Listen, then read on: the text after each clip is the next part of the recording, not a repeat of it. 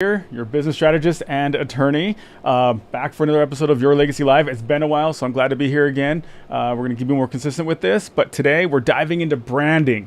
All right, now before we get started, let me drop a bombshell about this. All right, most people get branding all wrong. Yet even some of the top dollar companies have screwed up in the past, and we'll talk about some of those examples so you can see and why some fail, some branding efforts fail and some don't, and what you can do to try to be successful.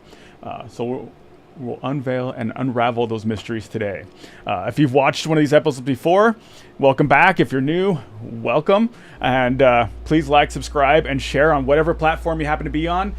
Tag somebody that you think would be able to learn and benefit from this. So we're out here just giving value and hoping to share something new and something that you can do, or maybe reinforce something you already know, so that you'll start doing it. So stay with me, and by the end of the stream, you'll not only discover the true essence of branding, but also understand the pitfalls that many fall into. And here's the kicker: it's more than just a trendy logo and a catchy slogan. Let's get started.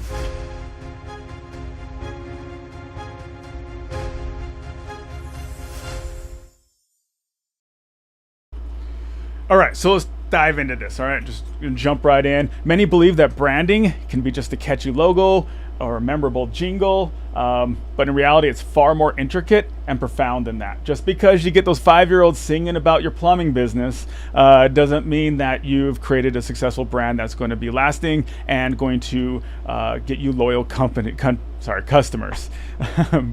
And what you can really do, what I want you to do, is to imagine branding as the soul of a person or a company. All right, it's the essence that lingers after the interaction, after a client sees your ad or sees a social media post or sees one of your products in the store or online on your website. Right, it's not just what you see or hear, it's what they feel, right? That's what branding comes down to. It's what somebody feels and what somebody thinks when they see and hear or recognize your branding, whether it's an ad, a logo, a slogan, or a jingle. Now, the power lies in the narrative that this branding crafts, all right? The identity it carves out in your market to separate you from everybody else, and the emotions it triggers in your audience. All right, so this is what we're trying to create with branding. Now, an example. Think about Apple. Apple's one of the most successful brands out there, right? It's not just great products, but it has a brand, it has a culture, it has, when you think about Apple, you don't just think about, a silver or multicolored apple with a bite taken out of it. That's not what comes to mind, right? Most likely you envision innovation. You think about sleek designs. Now, we've got titanium phones out there now, right? I mean, it's crazy, and it's it might even elicit in you a certain exclusivity if you're part of their culture and part of their brand. That emotional and conceptual depth. That's the power of branding. So we're going to push this envelope a little bit further here. We've seen brands with top-notch logos fail miserably. And on the other hand, brands with the simplest logos make it big. Why? It's because the branding transcends that visual aesthetic. All right, it's about values, promises kept, promises broken, and experiences delivered and stories told. Because remember, we're eliciting feelings through our branding. We're hoping those are feelings that attract people, not put them off, right? So let's talk about a big brand that had a marketing and branding campaign that didn't go as well as they'd hoped. If you're of a certain age, you might remember the Yo Quiero Taco Bell Chihuahua. It's still with me. I remember it. It was a significant campaign that Taco Bell invested a lot of time, energy, and money into. But if you look into that, as I've researched, Taco Bell considers that a failure. That campaign a failure. It may have gotten people to remember this Chihuahua and remember Taco Bell, but it really didn't create a feeling. It didn't drive customers to want to be a part of Taco Bell and it didn't create whatever that is that people feel when they or recognize in them that they decide they need Taco Bell. They need to go eat Taco Bell, right? It didn't do that.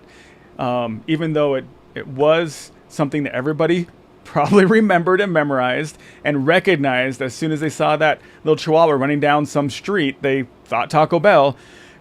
So it was successful in people recognizing the campaign, but it wasn't successful in driving that feeling and that authenticity and whatever it is. Like I said, whatever it is in us that makes us think that we need to go buy and eat Taco Bell today.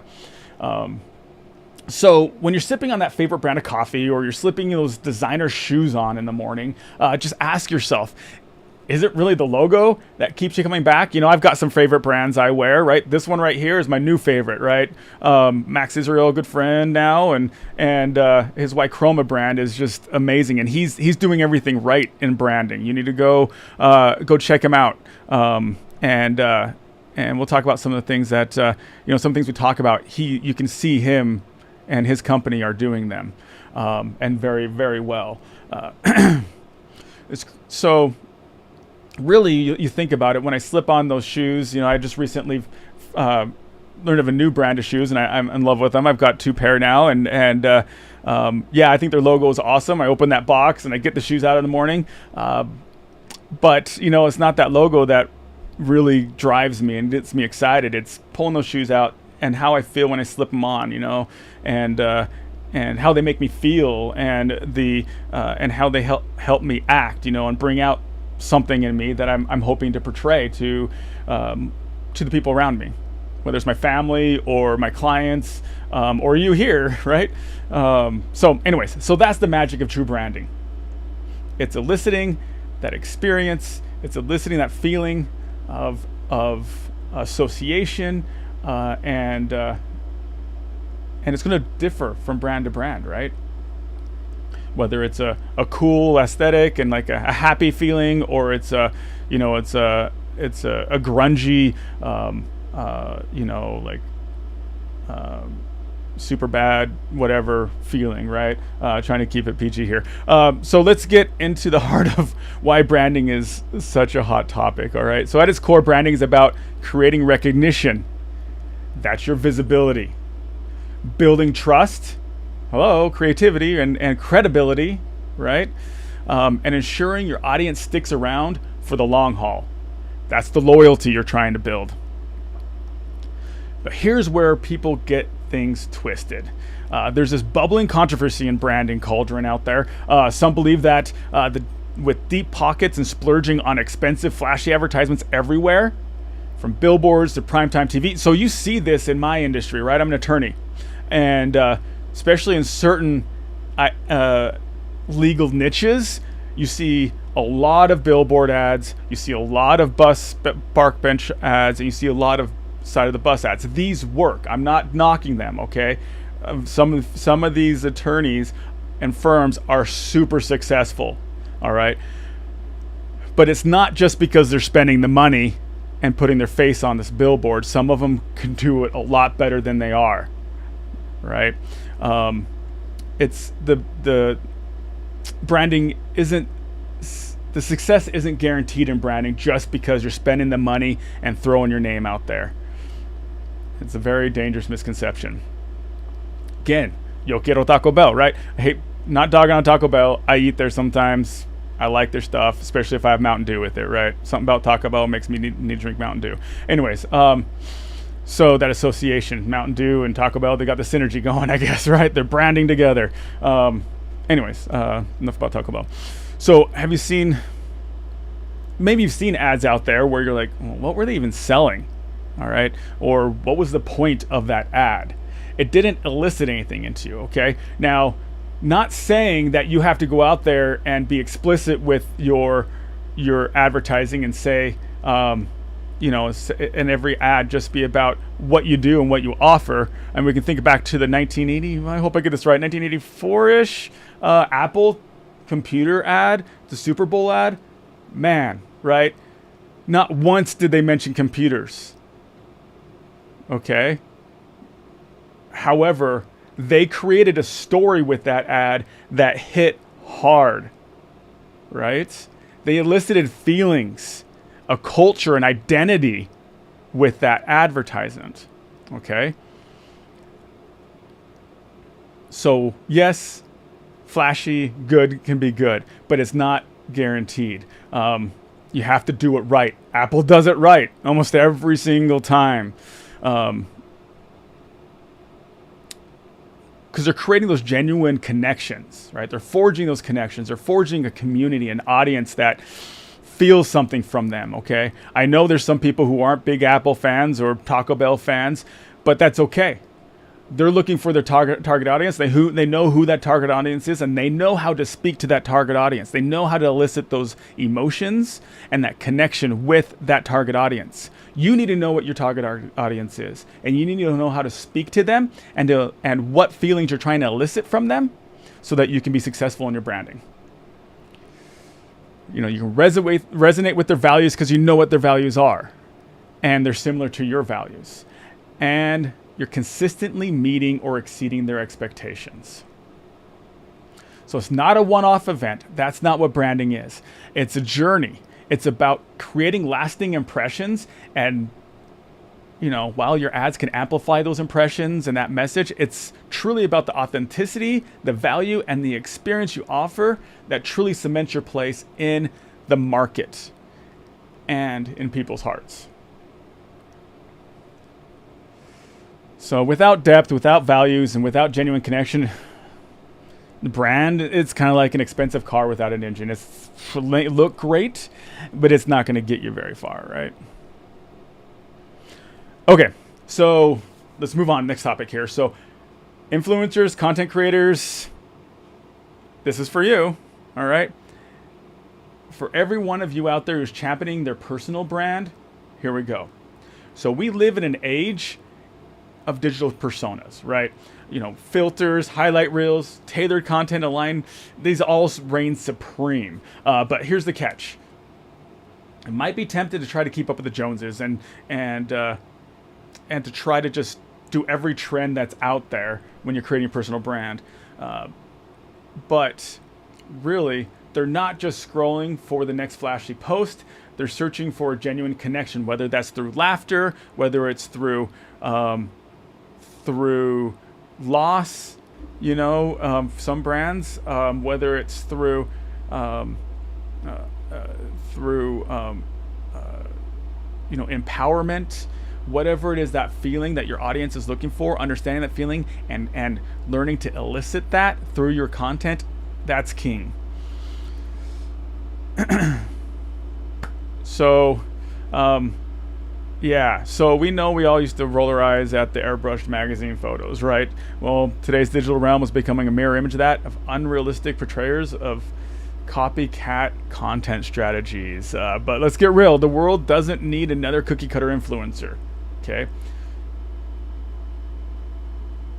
Really, what you need to do, you need to set yourself apart. And how you set yourself apart is through authenticity, all right? Through vulnerability. It's about relatability. It's about sharing not just your highs, but also your lows. It's about your mess ups, your learning. Take people through your experience. Okay, if you're already on top, if you're already super successful and already have a huge audience, remind them, show them your journey that got you there. Remind them that you're just like them and that they can be like you too, and that they can learn from you so they can be brought along that journey with you. If you're starting out or you're halfway there, start sharing that story. Be authentic. People want to see the humanity, all right? You don't have to have that TV crew following you and that post-production team that's going to polish all of your videos. Okay? Be real. Be yourself. You know, if that's dancing and that's being super energetic and being super attractive, that's your thing, do it, right? If that's really how you connect with your audience, then by all means do that, right? If it's about sharing and relating to people's struggles and a difficult time in their life, well, share what you've been through so you connect with them. Empathy is powerful, okay? Be a unique flavor and bring what only you can bring to the table. That's what's going to build your personal brand. Doesn't mean you can't get some influence from others and kind of see what other people are doing, right? We'll talk about copying in a minute, so make sure you're not copying people and copying brands. But you can learn from others, right? I've learned from others, and I'm continuing to learn from others.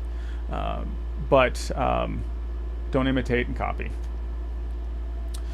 Now what you can do, here's an exercise you can do. You can think about the personal brands and influencers that attract you, that you follow, that you love.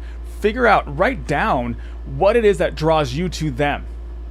Is it their polished feed, or is it their raw, unscripted moments, that they share with you?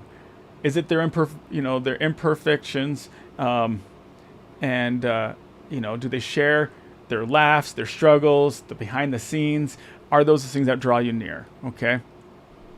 If it is, start incorporating those things. Learn from those things. You'll find that most likely it's true for all those top influencers that they're doing this, okay? They're getting vulnerable with you. So this is a vast ocean.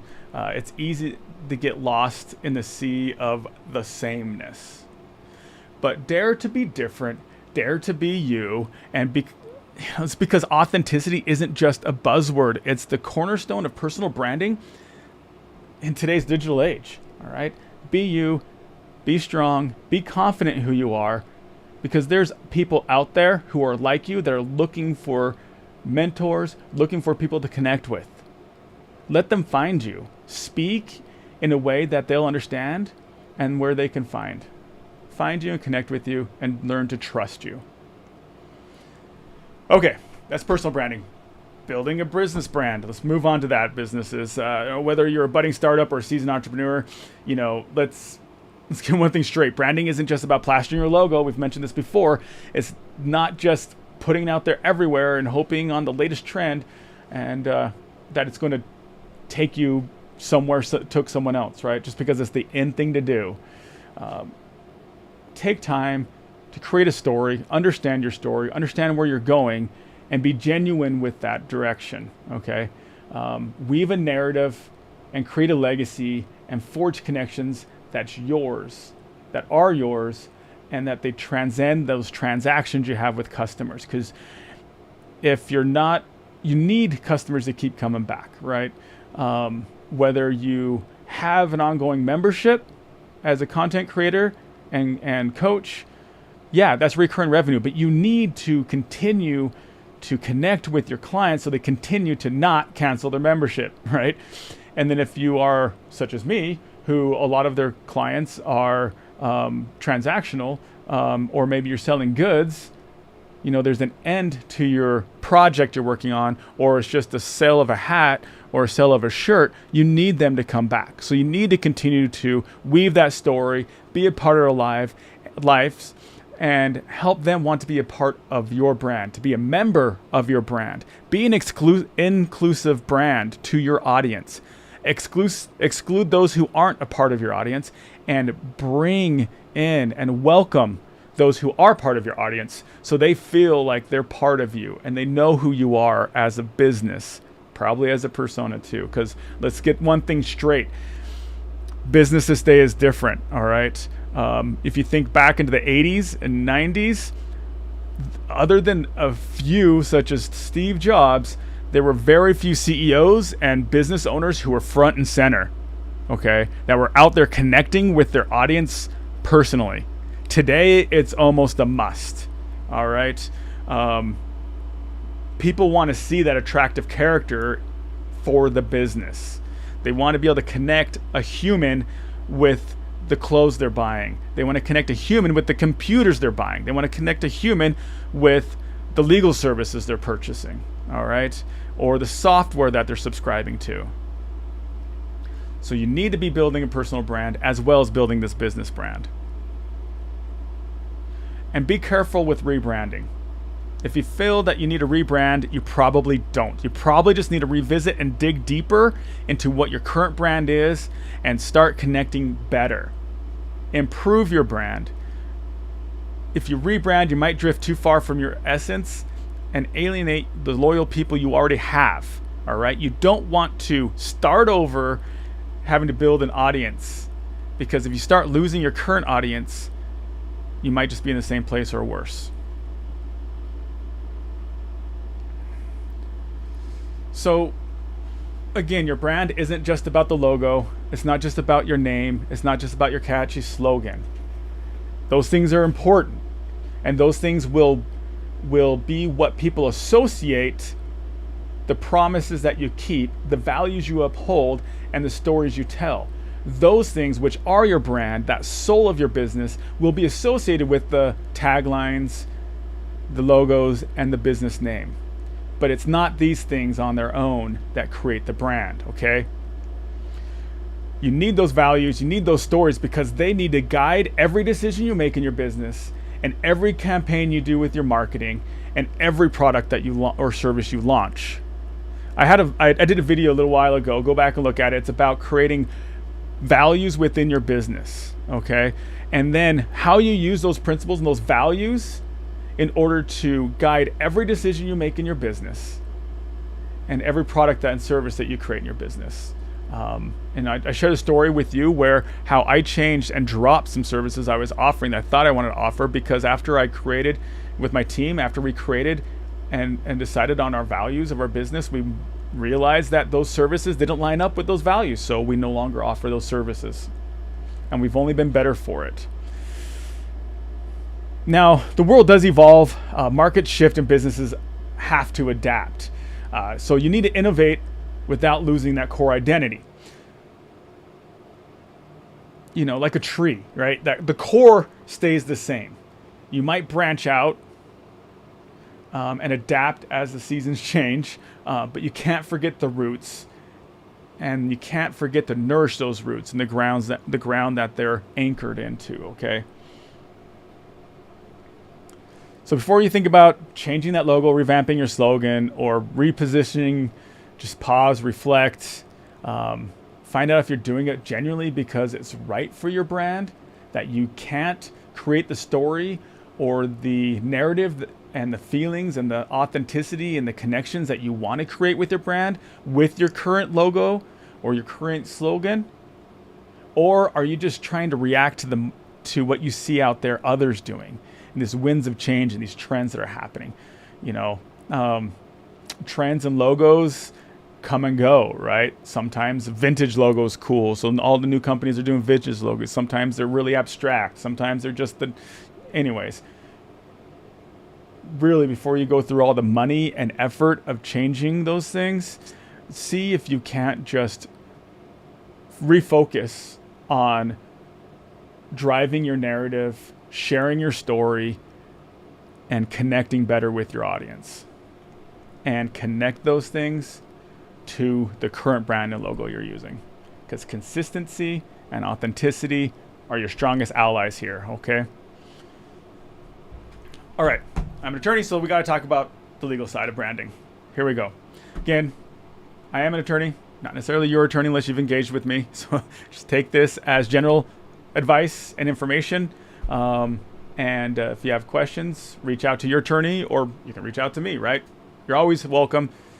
Message me, call me. I'm here, right? Happy to chat, happy to discuss these things with you.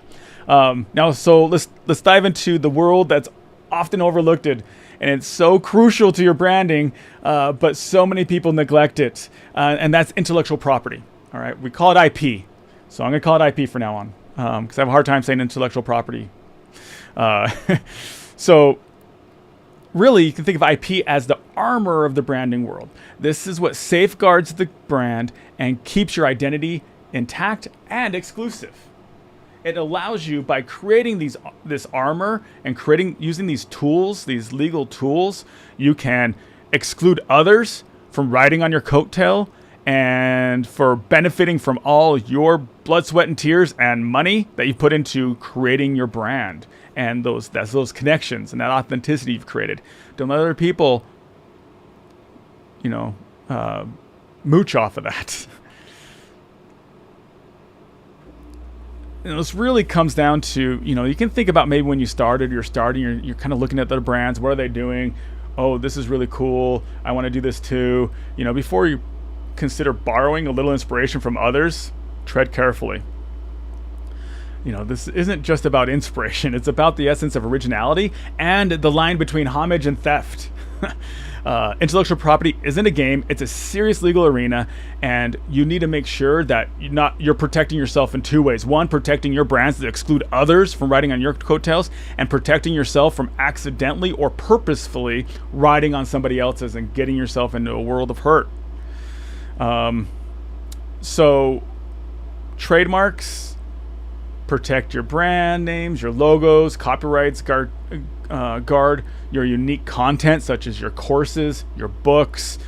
Patents shield your innovations, and trade secrets, they cover your secret sauce, literally. It's the fortress that you can build around your kingdom. All right, that's what IP is. So let's talk a little about these tools. So like I said, trademarks. These are your logos, right? These are your names. These are your slogans. So let's use an example. Think about, I like to use Nike or Reebok. Athletic shoes is a good example because we can talk about all the different tools here. Okay, almost all of them. Anyways, the big ones at least, where we talk about trademarks and patents.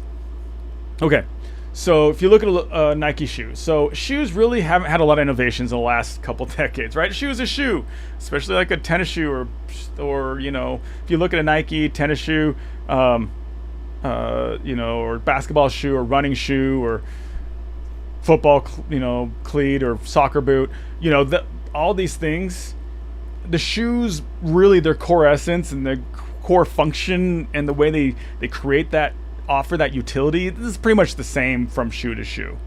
Okay, it holds your foot, protects your foot, and right?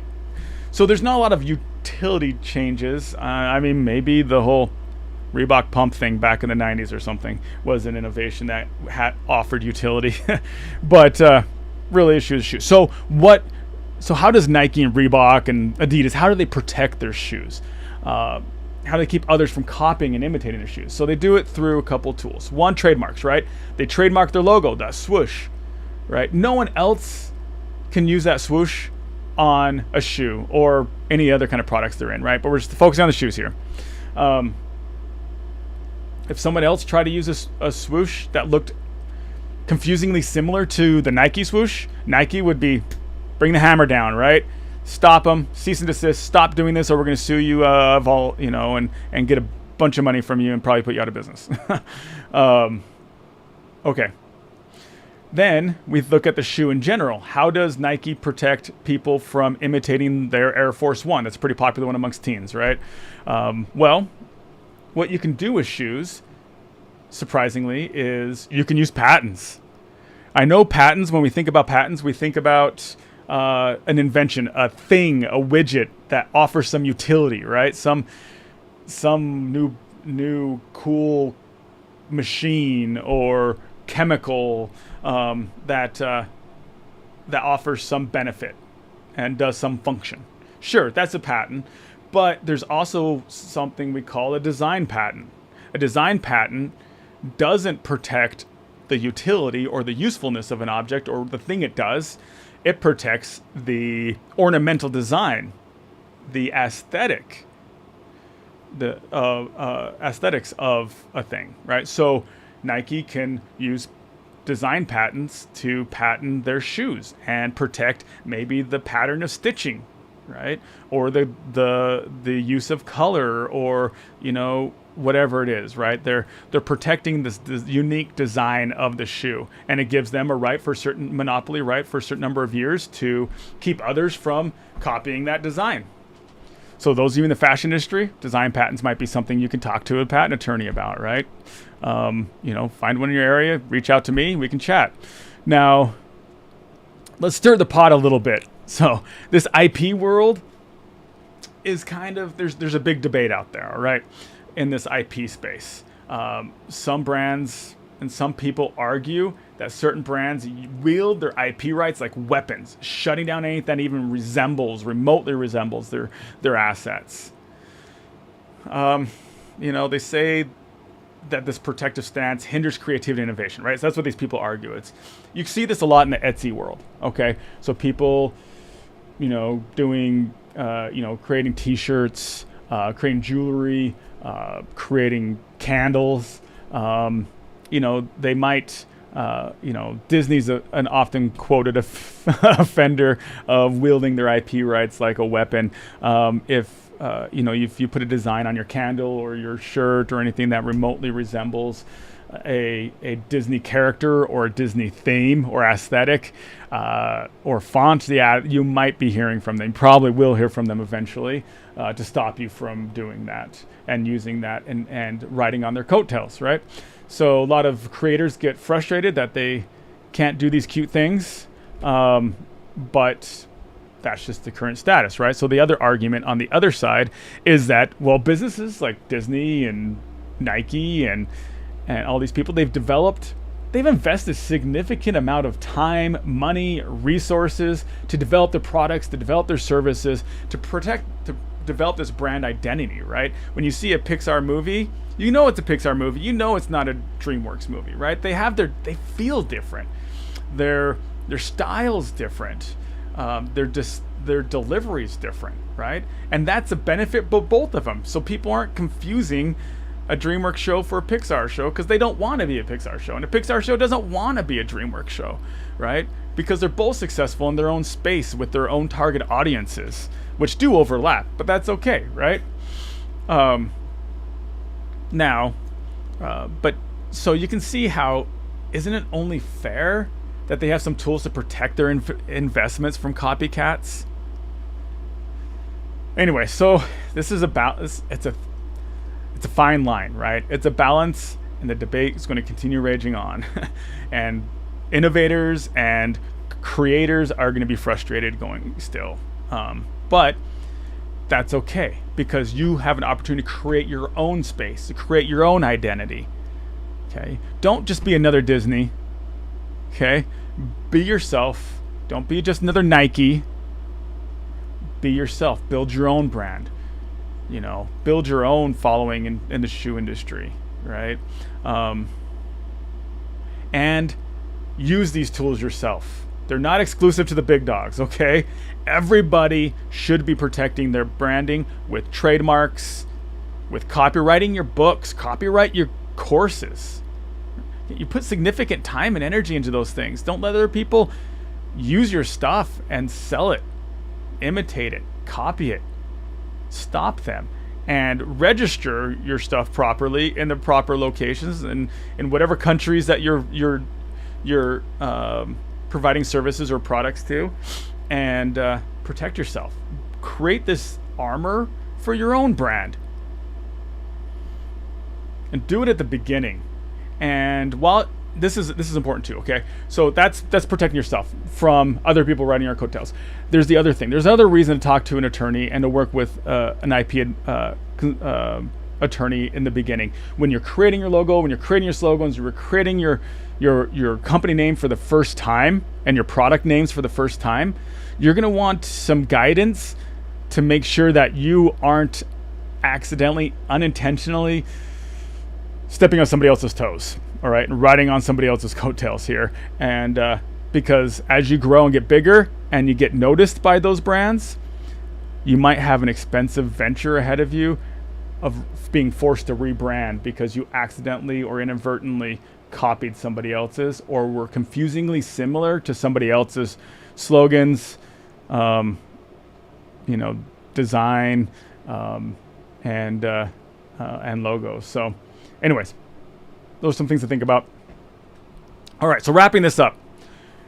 Where do you stand in this grand tapestry of branding? Whether you're building, reevaluating, or just curious, remember, branding is about the authenticity. It's about the connection. It's about creating that trust and creating those feelings in your audience and eliciting those feelings and helping them feel connected and a part of your brand, a part of you, part of your story, a part of your journey, and that, and take them along that ever-evolving landscape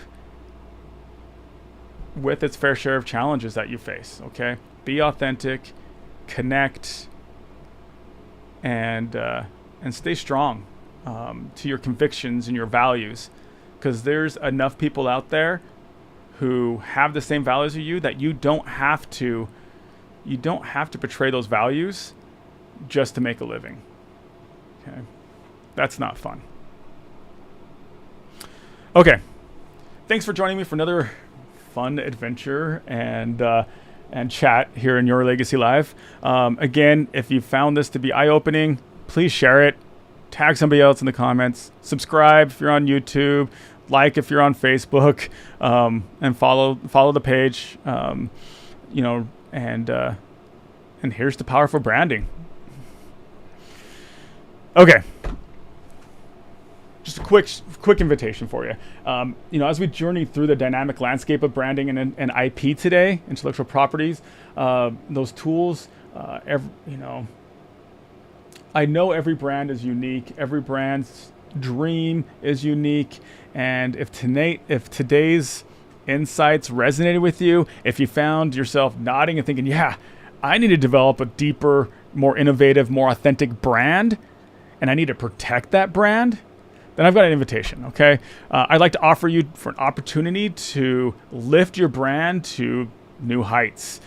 You can join me for a personalized Lift Your Business planning session. Together, we'll deep dive and explore these topics, and we'll talk about them in a way that's tailored to your specific brand, right? Your specific narrative and dynamics within your personal brand and within your business brand. It's not just another consultation. It's not just a meet and greet. It's a strategic rendezvous, a chance to align your brand's essence with actionable insights. We'll put a plan together. We'll see where you are today in your branding, identify your next step, and a plan to get you to that next step. All right? So if you're serious about evaluating your brand, if you're committed to carving out a niche and creating that legacy and protecting that legacy, let's create that collaborative roadmap for you and get you on further down that journey and crafting your brand. Just reach out, DM me. You'll find links everywhere, and just look, say, hey, Todd, let's do a Lift Business strategy session, and we'll jump in and we'll get it done. All right. Okay, folks. Thanks for being here. Love you all. Have a fantastic time. Fantastic rest of your day.